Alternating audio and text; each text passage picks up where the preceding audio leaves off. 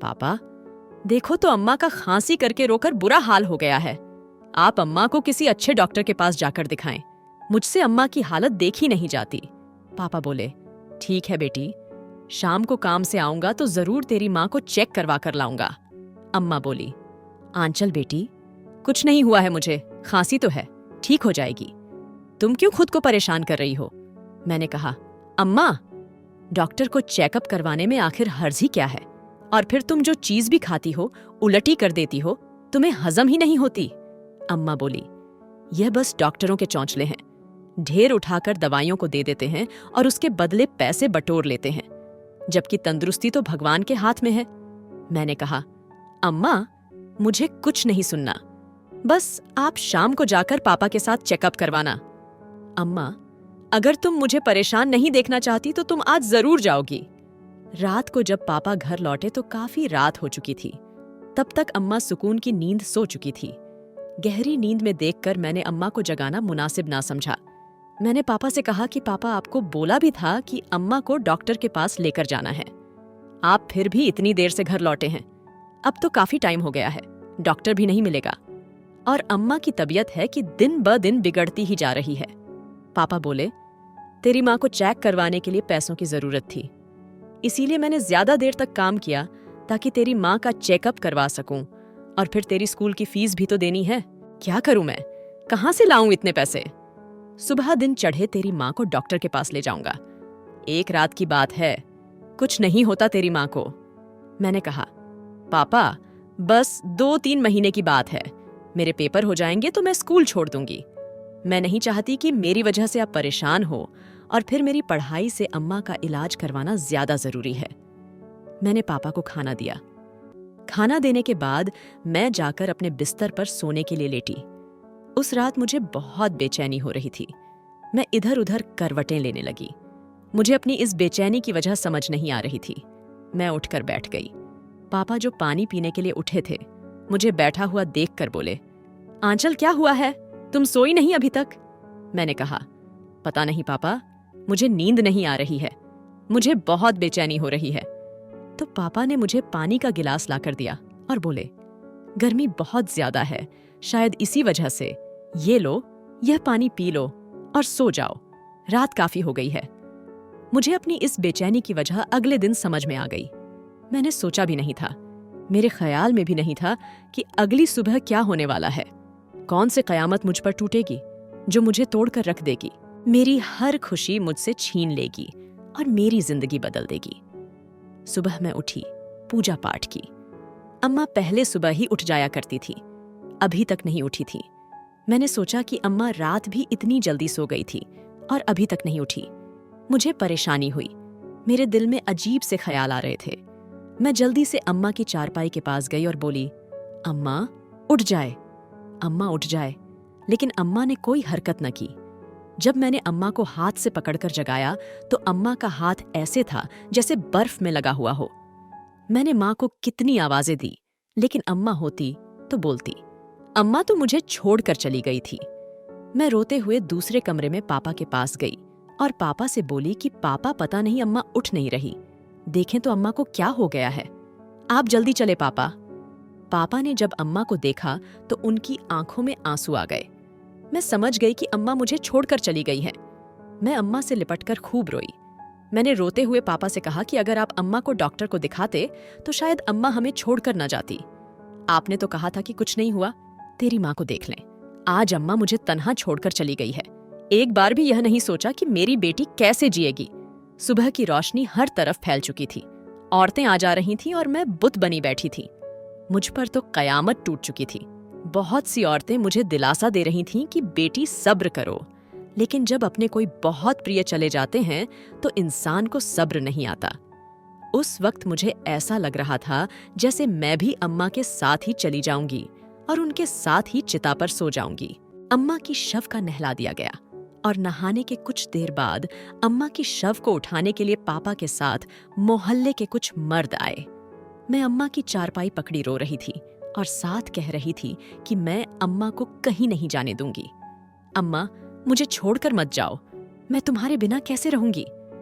पापा मुझे दिलासा देते हुए बोले, बेटी सब्र करो, वो लोग अम्मा के शव को लेकर चले गए। अम्मा के चले जाने के बाद मैं बेहोश हो गई। जब मुझे होश आया तो मैं होश में आते ही अम्मा को पागलों की तरह घर भर में ढूंढने लगी, लेकिन अम्मा मुझे कहीं नहीं मिली। आखिर थक हार कर जहां अम्मा चारपाई पर लेटी थी वहां मैं बैठकर रोने लगी। मुझसे अम्मा की जुदाई बर्दाश्त नहीं हो रही थी। सब रिश्तेदार और मोहल्ले वाले अपने अपने घर जा चुके थे। मैं और पापा घर में अकेले रह गए थे। अम्मा के बगैर घर बिल्कुल वीरान लग रहा था। पहले जिस घर में रौनक हुआ करती थी, अब वह घर शमशान बन गया था। अम्मा के चले जाने के बाद मैं बहुत चुप चुप सी रहने लगी। एक दिन पापा मुझसे बोले, आंचल, तुम स्कूल चली जाया करो, इससे तुम्हारा दिल भी बहल जाएगा और तुम्हारे पेपर भी तो होने वाले हैं। तुम्हारी पढ़ाई भी बर्बाद हो रहा है। मैंने कहा, पापा मुझे नहीं पढ़ना स्कूल में, कुछ भी करने को मेरा दिल नहीं करता। अब बस मैं घर पर ही रहा करूंगी। पहले तो मुझे अम्मा का सहारा था, अब तो मुझे घर के सारे काम खुद ही करने पड़ेंगे। अम्मा के बाद घर की सारी जिम्मेदारी मुझ पर आ गई है, इसलिए अब मैं स्कूल नहीं जाना चाहती। पापा ने स्कूल जाने के लिए मुझ पर ज्यादा दबाव न डाला और बोले, बेटी, जैसे तुम्हें ठीक लगता है कर लो, मैं जबरदस्ती तुम पर कोई दबाव नहीं डालूंगा। पापा सुबह को काम पर जाते और रात को घर लौटते। मैं सारा दिन घर में अकेली होती। जब शाम को सूरज ढलने लगते तो मुझे घर से अजीब किस्म की वहशत आने लगती। मैंने बहुत दफा पापा से शिकवा किया कि वह जल्दी घर आ जाया करें, मुझे अकेले बहुत डर लगता है। लेकिन पापा बोलते कि मेरा काम ही ऐसा है, इसमें देर सवेर हो जाती है। अम्मा के इस दुनिया से चले जाने के कुछ महीने बाद पापा ने काम छोड़ दिया। वह घर पर ही रहते। वह अम्मा के चले जाने के बाद मेरा बहुत ज्यादा ख्याल रखने लगे थे।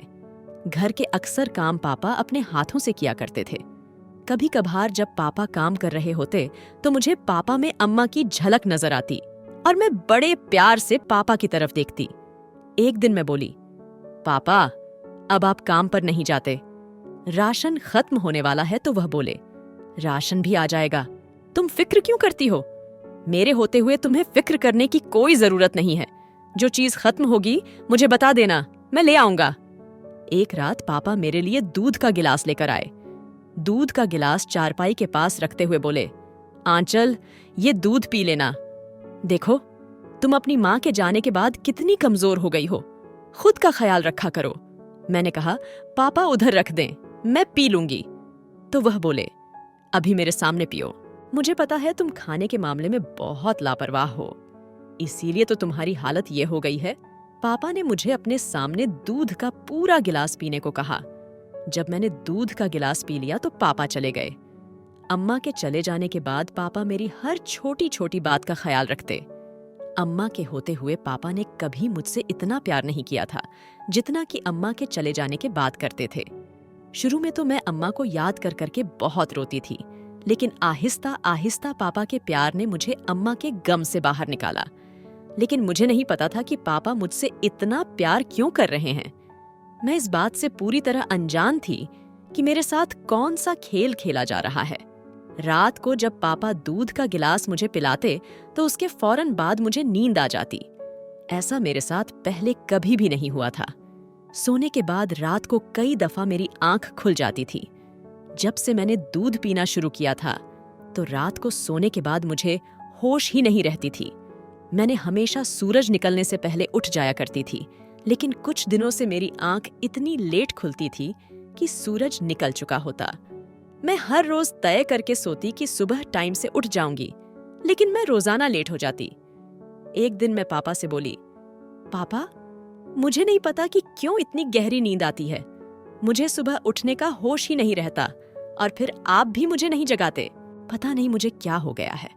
मेरा सर भी भारी भारी रहने लगा है और तबीयत भी बोझल बोझल रहने लगी है। तो पापा बोले, बेटी, तुम बहुत गहरी नींद सोई होती हो तो तुम्हें जगाना मैं मुनासिब नहीं समझता। और फिर मौसम भी तो बदल रहा है, शायद मौसम की बदलाव की वजह से तुम्हारे साथ ऐसा हो रहा है। तुम खाना खाओ और जाकर सो जाओ। यह दूध का गिलास सोने से पहले जरूर पी लेना। मैंने पापा के कहने के मुताबिक खाने के बाद सोने से पहले दूध पी लिया। दूध पीते ही मुझे नींद आने लगी और मैं कुछ ही देर में नींद की वादी में चली गई। अम्मा के मरने के बाद पापा मेरा बहुत ज्यादा ख्याल रखने लगे। वह रोजाना मुझे दूध का गिलास देते थे, जिसके बाद मैं गहरी नींद में सो जाती। मगर जब सुबह जागती तो मेरे बिस्तर पर पैसे पड़े होते, लेकिन मेरे पूरे जिस्म पर कालिख लगी होती। पापा से पूछती तो कहते मुझे नहीं पता। यूं जानबूझकर एक रात मैंने सोने का नाटक किया। यूं ही रात का 1 बजा तो जान निकल गई। सुबह जब मेरी आंख खुली तो काफी टाइम हो चुका था। रोजाना की तरह उस दिन भी मैं लेट ही जागी थी। जब मैं उठी तो मैंने देखा कि मेरे बाजू, पांव, गर्दन और मुंह पर कालिख लगी हुई है। मैं अजीब तरीके से अपने हाथों और पांव को देखने लगी कि यह मुझे क्या हो गया है। आखिर मुझे ये कालिख कैसे लगी? मैं पागलों की तरह अपने हाथ पांव देख रही थी। मैंने शीशे में अपना मुंह देखा। मेरे मुंह पर भी कालिख लगी हुई थी। मैं कमरे से भागती हुई बाहर आंगन में आई और पापा को आवाज देने लगी, लेकिन पापा घर पर मौजूद नहीं थे। मैं बड़ी बेचैनी से पापा के आने का इंतजार करने लगी ताकि उनसे पूछ सकूं कि मेरे जिस्म पर यह कालिख कैसे लगी। जब पापा घर आए तो ढेरों सामान लेकर आए, जिसमें घर का राशन, कपड़े और फल वगैरह थे। मैं यह देखकर हैरान थी कि पापा काम पर तो जाते नहीं हैं, यह सामान कहाँ से लेकर आए हैं। पापा के घर में दाखिल होते ही मैंने पापा से पूछा कि पापा मुझे अकेले घर में छोड़कर मत जाया करें। तन्हाई में मुझे बहुत डर लगता है। मैं पापा के आगे अपने हाथ करते हुए बोली, यह देखें, पता नहीं यह कालिख मुझे कैसे लगी है। मेरे सवाल पर पापा मुझसे नजरें चुराने लगे। वह बोले, पता नहीं बेटी, मुझे नहीं पता कि तुम्हारी यह हालत कैसे हुई। जब तुम सोई हुई थी तो मैं तुम्हें देख कर गया था, तब तो यह कालिख नहीं थी, लेकिन अब कैसे लग गई? उस वक्त मैंने महसूस किया जैसे पापा के शब्द उनका साथ नहीं दे रहे हो। वो बात को बदलते हुए बोले, अच्छा आंचल छोड़ो ये सब, ये देखो मैं तुम्हारे लिए कितने अच्छे अच्छे कपड़े लेकर आया हूं और साथ में घर के लिए राशन भी लेकर आया हूं। मैं बोली, लेकिन पापा इस सब के लिए पैसे कहां से आए? काम पर तो आप जाते नहीं। फिर ये सब कहां से आया? तो वह बोले, मेरा एक दोस्त है जिसने कुछ अरसा पहले मुझसे कर्ज लिया था। उसने मेरा कर्ज अदा कर दिया, तो इन पैसों से मैं ये सब कुछ लेकर आया हूं। वह सब सामान रखने के बाद पापा यह कहते हुए घर से चले गए कि मुझे कुछ जरूरी काम है, थोड़ी देर तक मैं वापस आता हूं। मैं पापा के पीछे पीछे दरवाजा बंद करने के लिए गई। अभी मैं दरवाजा बंद करने ही लगी थी कि मुझे किसी मर्द के बोलने की आवाज आई। मुझे ठीक तरह सुनाई नहीं दे रही थी। वो पापा से किसी की तबीयत का पूछ रहा था। मैं सोचने लगी कि कौन बीमार है जिसका वह पापा से पूछ रहा है। मैं इस बात को नजरअंदाज करते हुए वापस अंदर आ गई और आकर सामान समेटने लगी जो पापा लेकर आए थे। रात का खाना बनाने के बाद मैं पापा के आने का इंतजार करने लगी। जब पापा आए तो मैंने उनको खाना दिया। खाना खाने के बाद मैं सोने के लिए कमरे में जाने लगी तो पापा बोले, आंचल अपने लिए दूध गर्म कर लेना। तो मैं बोली, पापा दूध तो खत्म हो चुका है। तो गुस्से से बोले, तुमने मुझे पहले क्यों नहीं बताया कि दूध खत्म हो गया है? मैंने कहा, पापा इतना गुस्सा क्यों कर रहे हैं? वैसे भी तो मैं रोज दूध का गिलास पीती हूं, आज नहीं पीऊंगी तो क्या हो जाएगा? पापा उसी वक्त उठे और दूध लेने के लिए चले गए। मैंने पापा को बहुत बार मना किया कि पापा रहने दें, इतनी रात को कहां से दूध मिलेगा, लेकिन पापा ने मेरी एक बात न सुनी। उन्होंने दूध लाकर खुद गर्म किया और मुझे बोले, आंचल ये दूध पीकर सोना। मैं हैरान थी कि पापा को मेरे दूध पीने की कितनी फिक्र हो रही है। उस रात भी मेरे साथ वैसे ही हुआ जैसे कि कुछ दिनों से हो रहा था। जैसे ही मैंने दूध पिया, मुझे नींद ने आ घेरा। मैंने स्कूल छोड़ दिया था, लेकिन मैं पेपर देना चाहती थी, इसीलिए मैंने घर में ही रहकर तैयारी करने का सोचा। सारा दिन तो घर के कामकाज करने में गुजर जाता था। रात को जो टाइम मिलता मैं उस टाइम पढ़ने की कोशिश करती, लेकिन जैसे ही पापा मुझे दूध का गिलास पिलाते तो मेरी लाख कोशिश के बावजूद भी मेरी आंखें बंद होने लगती और मैं सो जाती।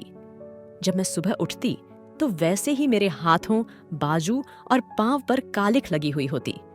जब भी मैं पापा से इस बारे में पूछती तो वो अनजान बन जाते कि मुझे इस बारे में कुछ नहीं पता। मैं सोच सोच कर दिमागी मरीज होती जा रही थी कि आखिर यह मेरे साथ हो क्या रहा है। क्यों हर रोज जब मैं उठती हूं तो मेरे जिस्म पर कालिख लगी होती है? मैं पता लगाती भी तो कैसे लगाती कि यह माजरा क्या है। मेरे जिस्म पर काला के साथ साथ यह भी होता कि सुबह को जब मैं उठती तो मेरी चारपाई पर पैसे पड़े होते। मैंने बहुत मर्तबा पापा से पूछा तो वह यही जवाब देते कि तुम्हारी चारपाई पर पैसे तो मैंने रखे थे। मुझे शक था कि पापा झूठ बोल रहे हैं, क्योंकि अगर मेरे बिस्तर पर पैसे वो रखते हैं तो फिर मेरे जिस्म पर लगी कालिक के बारे में वह क्यों नहीं जानते। मैंने इन सब का पता लगाने की बहुत कोशिश की, लेकिन मुझे पता न चल सका। हकीकत में मेरे बिस्तर पर पैसे कहाँ से आते हैं और मेरे जिस्म पर कालिक कैसे लगती है। एक रात मैंने जागने का फैसला किया कि आज रात मैं नहीं सोऊंगी और पता लगाकर रहूंगी कि आखिर मेरे साथ होता क्या है। उस दिन पापा सुबह के घर से निकले, रात को घर लौटे। मैं बोली, पापा अब तो आप काम पर भी नहीं जाते, आप सारा दिन कहाँ होते हैं? तो पापा गुस्से से बोले, मैं तुम्हें सब बताना जरूरी नहीं समझता हूँ कि मैं कहाँ आता जाता हूँ। इस दिन पापा का रवैया अलग था। मैं खामोश हो गई।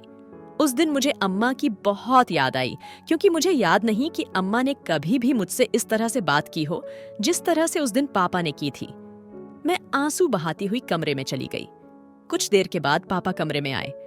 मुझे रोता हुआ देखकर बोले, बेटा मुझे माफ कर दो, पता नहीं क्यों मुझे गुस्सा आ जाता है। मैं रोती हुई बोली, पापा मुझे अम्मा की बहुत याद आ रही है। अम्मा मुझे क्यों छोड़कर चली गई? अभी तो मुझे उनकी बहुत जरूरत थी। तो पापा बोले, मैं हूं ना, मेरे होते हुए तुम्हें रोने की जरूरत नहीं है। और फिर तुम्हारी अम्मा का वक्त आया था, वह चली गई। जाने वाले को हम नहीं रोक सकते। चुप हो जाओ और ये लो, याद से ये दूध पी लेना। उन्होंने दूध का गिलास मेरे हाथ में पकड़ा दिया। मैंने भी एक घूंट लिया था कि पापा उठकर कमरे से बाहर चले गए। मैंने दूध का गिलास चारपाई के पास रख दिया और खुद लेट गई। अभी कुछ ही देर गुजरी थी कि घर के आंगन से आवाज आने लगी। इससे पहले कि मैं जाकर देखती कि आंगन में कौन है, पापा कमरे में आए और दूध का गिलास देखकर आग बबूला होने लगे। कहने लगे, तुमने अभी तक दूध का गिलास क्यों नहीं पिया? मैं बोली, पापा बाहर से बहुत से लोगों की आवाजें आ रही हैं, वहां कौन है? तो कहने लगे, कोई भी नहीं है, तुम्हारा वहम है। साथ वाले पड़ोसियों के घर से लोगों की आवाजें आ रही हैं। तुम फटाफट दूध खत्म करो और सो जाओ। मैंने भी दूध के अभी कुछ घूंट ही पिए थे कि मुझ पर फिर से नींद आने लगी और मैं नींद की वादियों में चली गई। उसके बाद मुझे नहीं पता रहा कि मेरे साथ क्या हुआ। सुबह जब मैं उठी तो मेरे जिस्म पर उसी तरह से कालिख लगी हुई थी और बहुत से पैसे मेरे बिस्तर पर पड़े हुए थे। जब मैंने बिस्तर से उठने की कोशिश की तो मैं चक्कर खाकर फिर बिस्तर पर ही गिर गई। मेरा सर इस कदर भारी हो रहा था कि मुझे ऐसा लग रहा था कि मेरा सर फट जाएगा। सुबह का टाइम काफी हो चुका था। जब मैं सर को दोनों हाथों में पकड़ते हुए बाहर निकली तो पापा बड़े इत्मीनान से नाश्ता कर रहे थे। मुझे देखकर वह खुश होते हुए बोले, उठ गई हो तो चलो आ जाओ, जल्दी से नाश्ता कर लो, ठंडा हो रहा है। आज मैं होटल से नाश्ता लेकर आया हूं, वह भी तुम्हारी पसंद का। मैं बोली, पापा मुझे डॉक्टर के पास लेकर जाएं, मेरा सर दर्द से फट रहा है। डॉक्टर के पास जाने के नाम से पापा डर गए और एकदम से घबरा गए। वह बोले, डॉक्टर के पास जाने की क्या जरूरत है, मैं तुम्हें अभी गरम गरम चाय बनाकर देता हूं, तुम्हारा सर दर्द भाग जाएगा। पापा ने मुझे गरम गरम चाय बनाकर दी। चाय पीने से मुझे कुछ सुकून सा हुआ। मैंने फैसला कर लिया था कि मैं आज रात दूध नहीं पीऊंगी। शायद मुझे दूध पीकर ही इतनी गहरी नींद आ जाती है कि मुझे दुनिया की होश ही नहीं रहती और मेरी हालत अजीब सी होती है। उस रात फिर खाना खाने के बाद मैं कमरे में पढ़ने के लिए गई, क्योंकि पेपरों में सिर्फ 1 महीना रह गया था और इस दौरान मुझे बहुत मेहनत करनी थी ताकि मैं अच्छे नंबरों से पास हो जाऊं। मैंने 9वीं क्लास में बहुत अच्छे नंबर लाए थे, इसलिए मैं 10वीं क्लास में भी अच्छे नंबरों से पास होना चाहती थी। मैंने अपने बैग से किताबें निकाली और अपनी चारपाई पर अपने सामने किताबें रखकर पढ़ने के लिए बैठ गई। मैंने फिजिक्स का पूरा एक चैप्टर याद कर लिया। इस दौरान मुझे जरा भी नींद नहीं आई। इससे पहले कि मैं किसी और किताब को हाथ लगाती, पापा कमरे में आए और बोले, आंचल सुबह पढ़ लेना, अब सो जाओ, रात काफी हो गई है। मैं बोली, नहीं पापा, मेरे पेपर नजदीक हैं, दिन में तो टाइम नहीं मिलता कि मैं पढ़ सकूं, इसीलिए मैं अब से रात को पढ़ा करूंगी। और यह अम्मा का भी ख्वाब था कि मैं ज्यादा पढ़ूं और पढ़कर कुछ बनूं। पापा बोले, अच्छा मैं तुम्हारे लिए दूध लेकर आता हूं, पढ़ाई के साथ साथ अपनी खुराक का भी ख्याल रखा करो, दूध पियोगी तो अच्छे से पढ़ सकोगी। मैं जो दिल में फैसला कर चुकी थी कि आज दूध का गिलास नहीं पीऊंगी, आखिर मैं पापा को दूध पीने से मना करती तो वह गुस्सा हो जाते, जैसा कि वह पहले गुस्सा हो जाते थे। मैं पापा से बोली, पापा आप दूध ला दें, मैं सोते हुए पी लूंगी। तो पापा बोले, नहीं, पहले दूध पीना, उसके बाद जब तक जी चाहे पढ़ाई करती रहना। पापा दूध का गिलास लेकर आए और मुझे पकड़ाते हुए बोले, अभी पी लो। मैंने पापा के सामने दूध के 2 घूंट भरे। जब पापा कमरे से चले गए तो मैंने दूध का गिलास चारपाई के नीचे रख दिया और फिर से पढ़ने लगी। अभी कुछ ही देर गुजरी थी कि मेरी आंखें बंद होने लगी। मैंने मुंह पर पानी के छींटे मारे, लेकिन इसके बावजूद भी मुझे नींद आने लगी। मैंने अपनी किताबें साइड पर रखी और सोने के लिए लेट गई। कुछ देर बाद पापा फिर कमरे में आए और मुझसे बोले, आंचल, क्या तुमने दूध पी लिया? मैंने पापा से झूठ बोला कि मैंने सारा दूध पी लिया है और अपनी आंखें बंद करने लगी कि मुझे बहुत नींद आ रही है, क्योंकि मैंने दूध कम मात्रा में पिया था, इसीलिए मुझ पर नींद पहले से कम था। इस बात की जांच करने के बाद कि मैंने दूध पिया है या नहीं, पापा कमरे से चले गए। जब रात का 1 बजा तो मुझे घर के आंगन से वही आवाजें सुनाई देने लगी। मैंने उठने की लाख कोशिश की, मगर मैं उठ न सकी। कुछ देर के बाद मेरे कमरे का दरवाजा एकदम से खुला और एक नौजवान कमरे में दाखिल हुआ। मैंने कोशिश करके आंखें खोली तो मुझे उसका चेहरा धुंधला सा दिखाई दिया। उसने कमरे में आने के बाद मेरी इज्जत तार तार कर दी और मैं अपनी इज्जत न बचा सकी। मेरी इज्जत तार तार करने के बाद उस लड़के ने अपनी जेब से पैसे निकाले, मेरे बिस्तर पर रखे और वहां से चला गया। मुझे अपनी बेबसी पर बहुत रोना आया कि मैं इतनी बेबस कैसे हो गई कि अपनी इज्जत को भी तार तार होने से न बचा सकी। सुबह को जब मैं उठी तो मेरा जिस्म दर्द की वजह से चूर था। मैं बड़ी मुश्किल से चारपाई से उठी, बिस्तर से पैसे उठाए और पागलों की तरह पापा को ढूंढने लगी। लेकिन अगर वह घर में होते तब न मुझे मिलते। मैं दीवार के साथ टेक लगाकर अपनी बदकिस्मती पर रोने लगी। कुछ देर बाद पापा घर आए तो मैं उनके सामने खड़ी होकर उनसे पूछने लगी, पापा, आपने ऐसा क्यों किया? आप अपनी बेटी की इज्जत अपने हाथों से बेचते रहे। मुझे तो आपको बाप कहते हुए भी शर्म आती है। क्या कोई बाप अपनी बेटी के साथ इतना शर्मनाक खेल खेल सकता है जो कि आपने मेरे साथ खेला है? आपने तो मुझे कहीं मुंह दिखाने के काबिल नहीं छोड़ा। पापा, जिन्होंने अपने पीछे शराब की बोतल छुपाई हुई थी, मेरे सामने सरेआम शराब पीने लगे। वो बोले, नहीं हूं मैं तेरा बाप। तेरा बाप तो बहुत साल पहले मर गया था। तेरी माँ ने अपने साथ साथ तुम्हें भी मेरे सर पर डाल दिया था। मैं तुम दोनों को खिला खिलाकर थक चुका था। इसीलिए तेरी माँ के जाने के बाद मैंने सोचा कि क्यों ना मैं ये धंधा शुरू कर लूं। इसीलिए मैं हर रोज तुझे दूध में नींद की दवा मिलाकर देता था और तुम्हारे सोने के बाद यहाँ पर अमीर लोग आते और तुम्हारी इज्जत के बदले मुझे ढेरों रुपए देकर जाते थे। अगर मैं ऐसा न करता तो कहाँ से तुम्हें खाने को देता और अपनी शराब का नशा पूरा करता। पापा की ये सारी बातें सुनने के बाद मैं तो सदमे में चली गई थी। उस दिन के बाद मैंने पापा से कोई बात नहीं की। सारी हकीकत सामने आने के बाद न मुझे पापा ने दूध का गिलास दिया और न उसे पीने को कहा। वो दिन मेरी जिंदगी के मुश्किल दिन थे जो मैंने पापा के साथ गुजारे। हमारा ताल्लुक बस अब यहाँ तक का था कि मैं पापा का हर काम कर देती, यह सोचकर कि उन्होंने बचपन से लेकर अब तक मेरी परवरिश की है। मैं कुछ दिनों से नोट कर रही थी कि पापा की तबीयत ठीक नहीं है। मैंने बहुत बार कोशिश की कि मैं उनसे पूछूं, लेकिन जो कुछ वो मेरे साथ कर चुके थे वो इस लायक तो नहीं थे कि मैं उनसे उनकी तबीयत के बारे में पूछती। फिर भी मैं इतनी पत्थर दिल नहीं थी। एक दिन मैंने कहा कि पापा चलो डॉक्टर के पास चलते हैं, मुझे आपकी तबीयत ठीक नहीं लग रही। तो वह बोले, नहीं मैं बिल्कुल ठीक हूं। मैं बोली, अच्छा, अगर किसी भी चीज की जरूरत हो तो मुझे बता देना। मैं यह कहकर अपने कमरे में चली गई। अचानक मुझे पापा की जोर जोर से रोने की आवाज आने लगी। मैंने जल्दी से कमरे से बाहर आई, पापा के पास आकर पूछा कि पापा क्यों रो रहे हैं। तब वो बोले, मैं बहुत तकलीफ में हूं। मैंने जल्दी से सर पर चादर ओढ़ी और पापा को लेकर अस्पताल चली गई। चेकअप के बाद डॉक्टर ने बताया कि पापा के दोनों गुर्दे खत्म हो चुके हैं। अब वो बस कुछ दिन के ही मेहमान रह गए हैं। जब पापा को ये बात पता चली तो वो बहुत रोए। वो मेरे सामने रोने और गिड़गिड़ाने लगे। मुझसे माफी मांगने लगे कि मुझे माफ कर दो जो कुछ मैंने तुम्हारे साथ किया। मेरे भगवान ने आज मुझे उसकी सजा दे दी है। जब तक तुम मुझे माफ नहीं करोगी, मेरा भगवान भी मुझे माफ नहीं करेगा। मैं बोली, पापा ऐसा मत कहें, मैंने भगवान की खातिर आपको माफ किया। आधी रात को पापा की तबीयत इस कदर खराब हो गई। पापा को ऑक्सीजन लगा हुआ था। मैं डॉक्टर की इजाजत से पापा के कमरे में गई तो वो मुझे देखकर रोने लगे। वो अपने हाथ मेरे सामने जोड़ते हुए बोले, आंचल मुझे माफ कर दो। मैं बोली, पापा ऐसा मत कहें, आप बिल्कुल ठीक हो जाएंगे। अभी मैं पापा से बात ही कर रही थी। मेरे देखते ही देखते पापा की सांस रुक गई। मैं वहीं खड़ी होकर बहुत रोई, क्योंकि उनके सिवा मेरा और कोई सहारा नहीं था।